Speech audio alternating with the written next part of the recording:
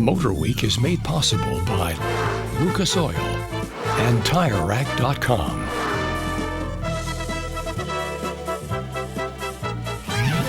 Now, stick around for a little awards ceremony. Congratulations are in order here. This is our special MotorWeek award to all you new corporate vice presidents, junior partners, or successful small businessmen and women in our audience. You've done a terrific job, right? And for all that hard work, you no doubt deserve a little reward. Nothing too extravagant, mind you, just something with enough status to let the rest of us know what we should be aspiring to.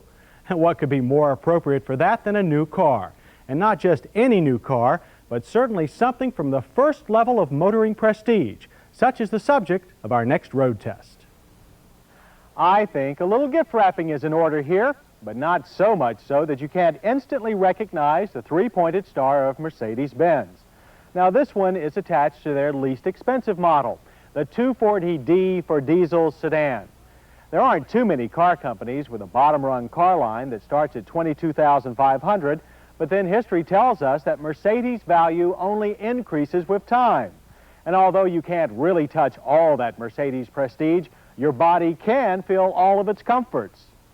At first touch, you'll notice the very firm vinyl-covered bucket seats. They're a little too hard for us, so we'd rather go with the softer velour or leather coatings. Handsome, genuine wood veneer adorns the dash and shift console. It sets off the perfectly placed, though confusing, heating and ventilation controls that allow separate temperature settings for each side of the vehicle. Our car also contained a Becker Europa radio cassette unit that had unusually good FM reception. Transmissions include a 4-speed automatic or this standard 4-speed manual. Instruments are typical Mercedes, clear white on black dials and generally complete.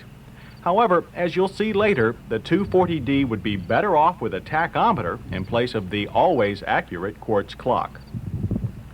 The speed control behind the overly big steering wheel is the best and easiest to operate of any car we've tested. Back seaters will find convenient nets to store the occasional reading matter, and enough leg room and cushion room for 3 average-sized adults, which, by the way, are all in close proximity to the proverbial Mercedes first aid kit. The enormous trunk includes a full-size spare tire and a very safe jack. They're housed under a flat, utilitarian floor that will hold gobs of your most precious cargo, if you can get it over the high sill. The engine compartment is no less spacious and contains a no less Spartan 2.4-liter 4-cylinder diesel that delivers a modest 67 horsepower and 97 pounds of torque. Our only complaint in servicing, not that you're likely to do your own, is the grille and hood that makes access tricky. I mentioned the lack of a tachometer and the presence of only 4 gears, both of which hinder smooth acceleration. First, you have to shift only by engine sound, and the widely spaced gear ratios scream for a 5-speed. 5 gears and a tach would probably help improve the eternal time of 22 seconds needed to pedal from 0 to 60 miles per hour. Yet initial acceleration is actually very good for an oil burner. A 500-foot romp of 10.6 seconds at 44 miles per hour was better than expected. However, an 8-second time for passing from 40 to 55 means you'd better not take the risk without a good clear view of the road ahead. But it's just as well that the 240D doesn't go that fast, since handling, while okay, is not exceptional. Steering is very quick, but at 3,300 pounds, there's a lot of bends to move through the pylons. The large diameter steering wheel prevents you from jerking the car around too much, and even if you could, the rear end would probably hang out further than would seem prudent. Despite these drawbacks, there's a certain amount of security in the 240D that almost defies description. You never feel out of control, even in this 55-mile-an-hour emergency lane change. Proof again, I suppose, that it's the way Mercedes puts a total package together that really separates it from its competition. Brakes also followed this line of fine engineering. There is some locking of the rear wheels and a shift of the rear end during panic stops from 55.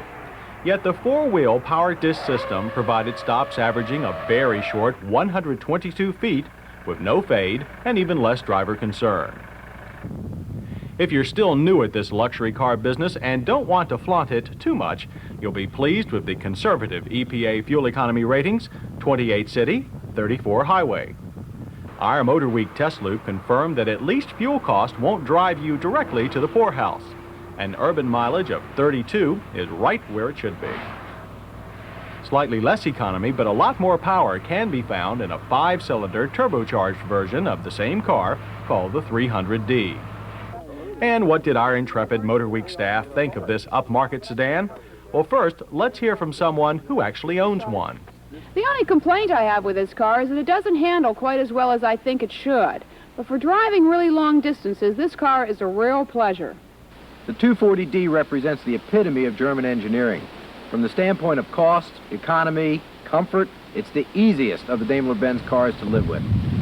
Mercedes has informed us that the 240D seats are designed for over 100,000 miles of wear. But personally, I found them a little firm.